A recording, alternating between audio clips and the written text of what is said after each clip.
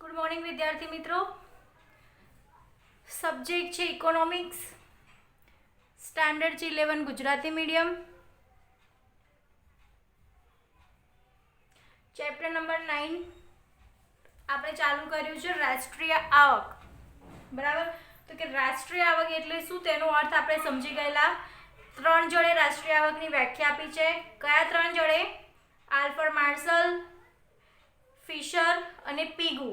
બરાબર, તો જે આલ્ફ્રેડ માર્શલે આપી છે તે ઉત્પાદન આધારિત આપી છે. બરાબર, અને જે ફિશર છે તેણે વપરાશ આધારિત આપી છે અને પીગુ છે તેણે નાણાં આધારિત આપી છે. તો કે આપણા દેશની રાષ્ટ્રીય આવક કેવી રીતે માપવામાં આવે છે?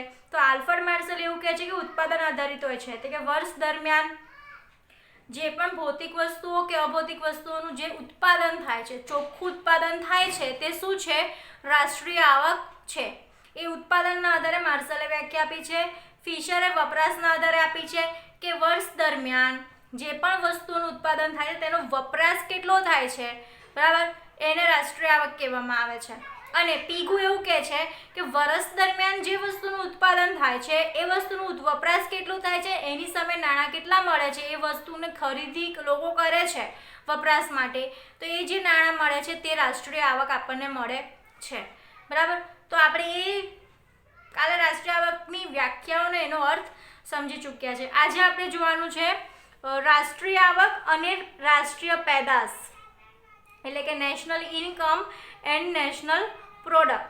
બરાબર, તો પહેલાં આપણે જોઈએ કે સામાન્ય રીતે રાષ્ટ્રીય આવક અને રાષ્ટ્રીય પેદાશને એક જ ગણવામાં આવે છે, પરંતુ વાસ્તવિક રીતે જુદા છે. આમ જોવા જઈએ તો બધા એવું કહે કે રાષ્ટ્રીય આવક અને રાષ્ટ્રીય પેદાશ એક જ છે, પણ એ બંને કેવા છે? જુદા જુદા છે. તો પહેલાં આપણે રાષ્ટ્રીય આવક જોઈએ. તો કે વર્ષ દરમિયાન ઉત્પાદનના 4 સાધનો એ રાષ્ટ્રના ઉત્પાદનમાં આપેલા ફાળા બદલ તેમને મળતી કુલ આવકનો સરવાળો એ રાષ્ટ્રીય આવક છે. કયું કયું? ભાડું, વેતન, વ્યાજ ને નફો. રાષ્ટ્રીય આવક એટલે કે ભાડું, વેતન, વ્યાજ અને નફો. તમે જે પણ જમીન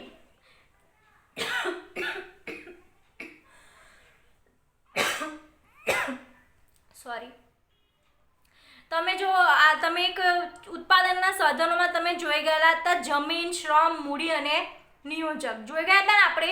તો અહીંયા સેમ એ જ વસ્તુ છે કે ભાડું. તો કે આપણે જે જમીન, કુદરતી સંપત્તિ છે જમીન, પણ એને આપણે યુઝ કરવાનું કાં તો ભાડું આપીએ છીએ કાં તો આપણે એની માલિકી હાસિલ કરીએ છીએ. બરાબર, તો રાષ્ટ્રીય આવક એટલે કે ભાડું પ્લસ વેતન. આપણા ત્યાં જે લોકો શ્રમ આપે છે એના બદલામાં આપણે એને વેતન ચૂકવીએ છીએ. બરાબર, તો એક વેતન. વ્યાજ, આપણે મૂડી મેળવીએ છીએ. ધારો કે આપણે ધંધો શરૂ કરવા માટે જે મૂડી લાવીએ છીએ એ મૂડી પર આપણે શું આપવાનું હોય છે? વ્યાજ આપવાનું હોય છે. અને નફો, જે ભાડું, વેતન ને વ્યાજ બધું મિક્સ કરી આપણે જે વસ્તુનું ઉત્પાદન કરીએ છીએ તો એ વસ્તુના ઉત્પાદન બાદ આપણને શું મળે છે? નફો. તો રાષ્ટ્રીય આવક એટલે કે જે ભાડું, વેતન, વ્યાજ અને નફો બધું ભેગું થયા બાદ જે મળે છે એ શું છે? રાષ્ટ્રીય આવક છે. રાષ્ટ્રીય પેદાશ કોને કહેવાય? તો કે વર્ષ દરમિયાન ઉત્પાદનના સાધનોથી દેશના જુદા જુદા ક્ષેત્રોમાં અંતિમ સ્વરૂપની વસ્તુ અને કુલ ઉત્પાદનના મૂલ્યનો સરવાળો એટલે કે રાષ્ટ્રીય પેદાશ. વર્ષ દરમિયાન દેશમાં વિવિધ પેઢીઓ દ્વારા ઉત્પાદન કરવામાં આવેલી વસ્તુઓ એ રાષ્ટ્રીય પેદાશ છે. ટૂંકમાં રાષ્ટ્રીય પેદાશ એટલે ખેતી, ઉદ્યોગ, સેવાઓનું કુલ ઉત્પાદન. રાષ્ટ્રીય પેદાશ આપણને કોને કહીશું? તો કે વર્ષ દરમિયાન ખેતી ક્ષેત્રે જેટલું પણ ઉત્પાદન થાય છે તે, ઉદ્યોગ ક્ષેત્રે જેટલું ઉત્પાદન થાય છે તે, અને સેવા ક્ષેત્રે જેટલું ઉત્પાદન થાય છે, આ ત્રણ વસ્તુનો સરવાળો એટલે કે રાષ્ટ્રીય કુલ પેદાશ. બરાબર, હવે આપણે અહીંયા શું તમને અંતિમ સ્વરૂપની વસ્તુઓ, એ જે મેં કાલે પણ લેક્ચરમાં સમજાવી હતી કે અંતિમ સ્વરૂપની વસ્તુઓ એટલે કે આપણે ધારો કે કપાસ જ્યારે ખેતરમાં ઉગે છે ત્યારે તે રૂ હોય છે. બરાબર, રૂના ફોર્મમાં હોય છે. પછી કપાસમાંથી આપણે કપડાં બનાવીએ છીએ. બરાબર, અલગ અલગ વસ્તુ કપાસમાંથી બનશે. કપાસ એ શું છે? કાચો માલ છે. તેના ઉપર પ્રોસેસ થયા બાદ, કેટલી લાંબી પ્રોસેસ થયા બાદ એમાંથી તમને શું બનશે? કપડાં બનશે કે એમાંથી જે બીજી જે વસ્તુ બનતી હશે તે બનશે. પણ છેલ્લે રૂમાંથી કપડાં બન્યા, કાપડ બન્યું, એ શું કહેવામાં આવશે? અંતિમ સ્વરૂપની વસ્તુ કહેવામાં આવશે. કાચો માલ એ કપાસ છે, એને અંતિમ સ્વરૂપની તૈયાર થયેલી વસ્તુ ના કહેવાય. અંતિમ સ્વરૂપની વસ્તુને તમે કાચા માલ તૈયાર માલ તરીકે પણ ઓળખી શકો છો. તો ખેતી, સેવા અને ઉદ્યોગની જે અંતિમ વસ્તુઓ હોય છે અને જે સેવાઓ છે એના કુલ સરવાળાને રાષ્ટ્રીય પેદાશ કહેવામાં આવે છે. રાષ્ટ્રીય આવકમાં શું હોય છે? ભાડું, વેતન, વ્યાજ ને નફો. જ્યારે રાષ્ટ્રીય પેદાશમાં શું હોય છે? ખેતી, ઉદ્યોગ ને સેવાનું ક્ષેત્રનું કુલ ઉત્પાદન. આગળ જોઈએ આપણે, જો રાષ્ટ્રનો હસ્તક્ષેપ ન હોય અને વિદેશ વેપાર ન હોય તો રાષ્ટ્રીય આવક અને રાષ્ટ્રીય પેદાશ એક સરખા હોય છે. વસ્તુઓ ઉપરના વેરાના લીધે રાષ્ટ્રીય પેદાશ રાષ્ટ્રીય આવકથી વધુ હોય છે, કારણ કે કરવેરાના કારણે કિંમત ઉત્પાદન ખર્ચથી વધારે હોય છે. ઉપરાંત ઉત્પાદકો સરકાર તરફથી મળતી સબસિડીના કારણે રાષ્ટ્રીય પેદાશ રાષ્ટ્રીય આવકથી ઓછી હોય છે. શું અહીંયા શું કીધું છે કે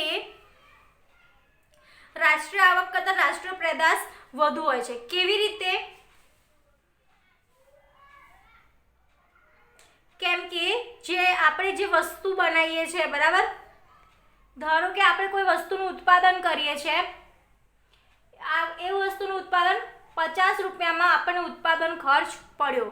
આપણે ધારો કે કોઈ વસ્તુ બનાવીએ છીએ, એ વસ્તુને બધું જ કાચા માલથી લઈ, કાચા માલ લાયા, ફેક્ટરીમાં લાયા, એનું ભાડું, એનું વીજળી, એના યંત્રો, એનું વેતન બધું ચૂકવીને આપણને એ વસ્તુ 50 રૂપિયામાં પડી, પ્લસ એના ઉપર બીજા વેરા લાગશે, પ્લસ જો તેની આયાત નિકાસ કરવાની હોય તો બીજા એના ઉપર વેરા લાગશે, બહાર લઈ જવાના વેરા લાગશે, બરાબર. સરકારનો જે હસ્તક્ષેપ હશે તો એના વેરા લાગશે. આ બધું એડ થતાં થતાં જે વસ્તુ તમને 50 રૂપિયામાં પડી છે, કાં તો એ 80 રૂપિયાની થઈ જશે, કાં તો એ 100 રૂપિયાની થઈ જશે, બરાબર. અને બીજું એ પણ હોય છે કે જે સરકાર તરફથી આ જે ઉત્પાદન કરનારા ઉત્પાદકો હોય છે તે લોકોને સબસિડી આપવામાં આવે છે. શું આપવામાં આવે છે? સબસિડી આપવામાં આવે છે. તો સબસિડીના કારણે ધારો કે એ લોકો જે 80 રૂપિયાની વસ્તુનું ઉત્પાદન કરે છે તેમને એ લોકોમાંથી સબસિડી મળશે. તો ધારો કે એ લોકોએ જે મૂડીરોકાણ કર્યું છે ને એ મૂડીરોકાણ પર એમને જો સબસિડી મળશે તો એ લોકોને આપોઆપ મૂડીરોકાણમાંથી ફાયદો મળશે અને નફો વધી જશે એમનો, બરાબર. એટલા માટે અહીંયા એવું કીધું છે કે રાષ્ટ્રીય પેદાશ કરતાં રાષ્ટ્રીય આવક ઓછી હોય છે, કારણ કે જે રાષ્ટ્રીય પેદાશ છે એમાં ઘણા બધા વેરા ને બધું લાગતું હોય છે અને પાછી સબસિડી મળતી હોય છે. એના કારણે રાષ્ટ્રીય પેદાશ રાષ્ટ્રીય આવકથી ઓછી હોય છે, બરાબર. હવે આગળ આપણે જોઈએ રાષ્ટ્રીય આવકનો ચક્રાકાર પ્રવાહ. સૈદ્ધાંતિક સમજૂતીની રીતે અર્થતંત્રમાં બે પ્રકાર પાડવામાં આવે છે: અલ્પિત અર્થતંત્ર અને ખુલ્લું અર્થતંત્ર. અલ્પિત અર્થતંત્ર એવું અર્થતંત્ર છે જેમાં વિદેશ વેપારની કોઈ ભૂમિકા હોતી નથી. આવા અર્થતંત્રને અન્ય દેશો સાથે આર્થિક વ્યવહાર હોતા નથી. દેશમાં વસ્તુઓ, સેવાઓ, સાધનોની નિકાસ થતી નથી. અર્થતંત્રમાં બે પ્રકાર પડે છે: અલ્પિત અને ખુલ્લું. તમે એના પરથી અંદાજો લગાવી શકો છો. અલ્પિત એટલે કે આપણા દેશનું જ ફક્ત અર્થતંત્ર, આપણા દેશના સિવાય બીજા કોઈ પણ સાથે વેપાર ના કરતો હોય એ અર્થતંત્ર. આપણો દેશ ના વિદેશ વેપાર કરતો હોય, ના આયાત કરતો હોય, ના નિકાસ કરતો હોય, તો એ શું છે? અલ્પિત અર્થતંત્ર છે. અને ખુલ્લું અર્થતંત્ર શું છે કે જેમાં વિદેશ વેપાર પણ થતો હોય, આયાતો પણ થતી હોય, નિકાસો પણ થતી હોય, તો એ ખુલ્લું અર્થતંત્ર છે. એક સામાન્ય અર્થ છે, બરાબર. જો અહીંયા આગળ તો તમને અલ્પિતમાં તો કીધું જ છે કે વિદેશ વેપારની કોઈ ભૂમિકા ન હોય, અન્ય દેશ સાથે કોઈ આર્થિક વ્યવહાર ના થતો હોય અને વસ્તુ, સેવા, સાધનોની કોઈ નિકાસ ના થતી હોય, કોઈ આયાત પણ ના થતી હોય, એ શું છે? અલ્પિત અર્થતંત્ર છે. અલ્પિત અર્થતંત્ર સ્વાવલંબી એટલે કે સ્વનિર્ભર હોય છે, જ્યારે ખુલ્લા અર્થતંત્રમાં વિદેશ વેપારની ભૂમિકા હોય છે. જો અલ્પિત અર્થતંત્ર સ્વાવલંબી કે સ્વનિર્ભર હોય છે, સમજાવો. એ તમને ક્વેશ્ચન થઈ શકે છે. તો સાચી જ વાત છે કે જે અલ્પિત અર્થતંત્ર એવું અર્થતંત્ર કે જે અર્થતંત્રની અંદર વિદેશ વેપારની કોઈ ભૂમિકા ના હોય, કોઈ પણ જાતના આયાત કરવામાં ન આવતી હોય, કોઈ પણ વસ્તુની નિકાસ કરવામાં ન આવતી હોય અને કોઈ બીજા દેશ સાથે આર્થિક વ્યવહાર ન હોય, વસ્તુનું ઉત્પાદન દેશમાં કરીને દેશમાં જ વેચવામાં આવે, બરાબર, બીજા કોઈ પણ દેશ સાથે કોઈ વેપાર ના હોય, બીજા કોઈ દેશની હુંડિયામણ આપણા દેશમાં ન આવતી હોય તો સ્વાભાવિક જ છે આપણા દેશમાં વસ્તુઓ બનાવો ને આપણા દેશમાં વેચો. એ જે ઉદ્યોગ અર્થતંત્ર હશે તે સ્વાવલંબી હશે, બીજા કોઈ દેશ પર તે આધાર રાખતો હશે નહીં કોઈ પણ વસ્તુ માટે. એટલા માટે કહેવામાં આવે છે અલ્પિત અર્થતંત્ર સ્વાવલંબી એટલે કે સ્વનિર્ભર હોય છે, બરાબર. હવે જોઈએ કે જ્યારે ખુલ્લા અર્થતંત્રમાં વિદેશ વેપારની ભૂમિકા હોય છે, અમુક કાર્યો સરકાર કરે છે અને બીજા દેશો સાથે અર્થતંત્રને આયાત નિકાસના સંબંધ પણ હોય છે. અહીં સરળતા માટે આપણે રાષ્ટ્રીય આવક ચક્રાકાર પ્રવાહની સમજૂતી માત્ર અલ્પિત અર્થતંત્રના સંદર્ભમાં મેળવીશું. હવે અહીંયા શું કીધું છે, ખુલ્લા અર્થતંત્રમાં વિદેશ ભૂમિકા હોય છે એટલે સામાન્ય રીતે તમે કહી શકો કે ખુલ્લા અર્થતંત્રમાં વિદેશ વેપાર હોય છે, બીજા દેશ સાથે આપણે આયાત અને નિકાસના સંબંધો હોય છે.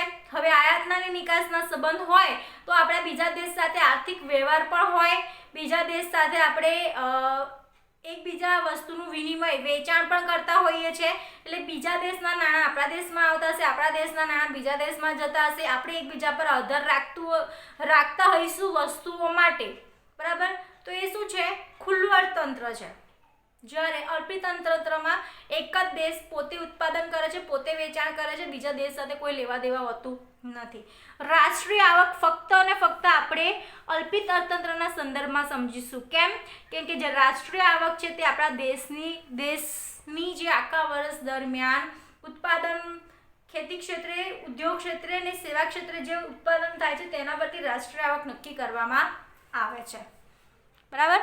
તો આપણે જે નેક્સ્ટ છે સંદર્ભમાં જે સમજવાની છે આ રાષ્ટ્રીય આવકના ચક્રકારની પ્રવાહ જે આપણે સમજવાની છે એ આપણે નેક્સ્ટ લેક્ચરમાં સમજીશું.